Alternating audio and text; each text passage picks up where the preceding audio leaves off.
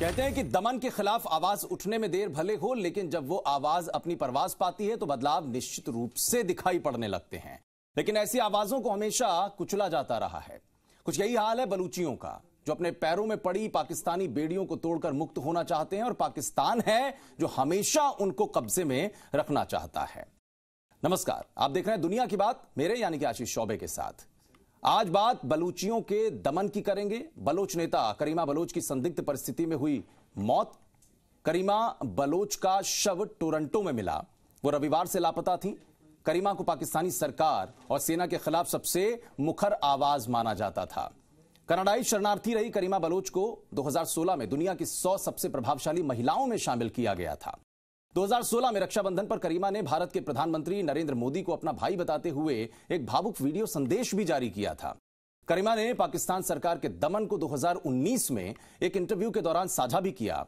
उन्होंने पाकिस्तान पर हमला बोलते हुए यह कहा था कि वो बलूचिस्तान के प्राकृतिक संसाधन छीनकर वहां के लोगों को प्रताड़ित कर रहा है।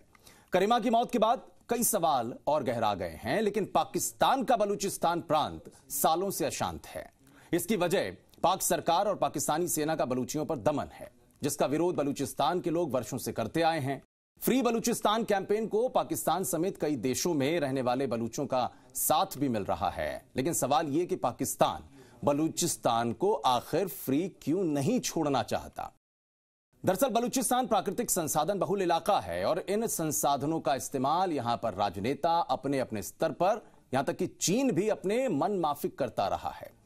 स्थानीय लोग गरीबी, अशिक्षा, बेरोजगारी से ग्रसित हैं, और यही वजह है कि बलूचिस्तान के लोग लगातार अत्याचार के खिलाफ आवाज उठाते रहे हैं। लेकिन पाक सरकार और सेना मिलकर उन आवाजों को बेरहमी के साथ कुचल देती हैं।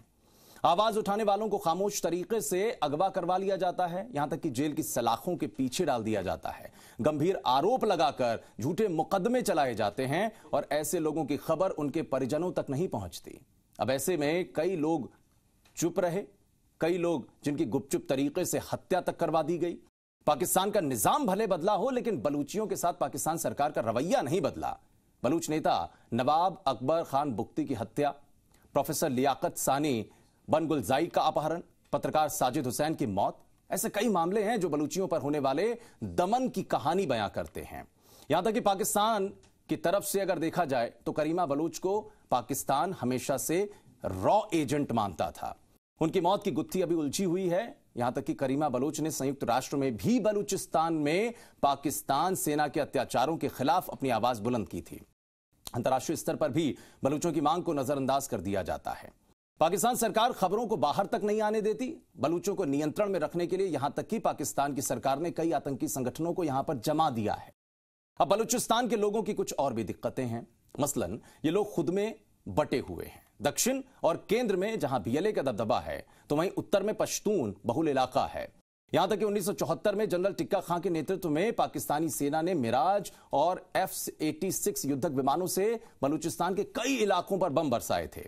यहां तक कि ईरान के शाह ने अपने कोबरा हेलीकॉप्टर भेजकर बलोच आंदोलनकारियों के इलाकों पर बमबारी तक करवाई थी। और इतना ही नहीं, 70 के दशक में पाकिस्तान की जीडीपी में जिस बलूचिस्तान की भागीदारी 4.9% की थी, वो साल 2000 में गिरकर सिर्फ 3% रह गई थी।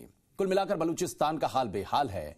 यहां 1944 से लेकर अभी तक अगर देखा जाए तो आजादी की मुहिम चल रही है। पाक सरकार और सेना की दमनकारी नीति का नतीजा यह था कि 70 के दशक में यहां पर बलूचिस्तान लिबरेशन आर्मी वजूद में आई।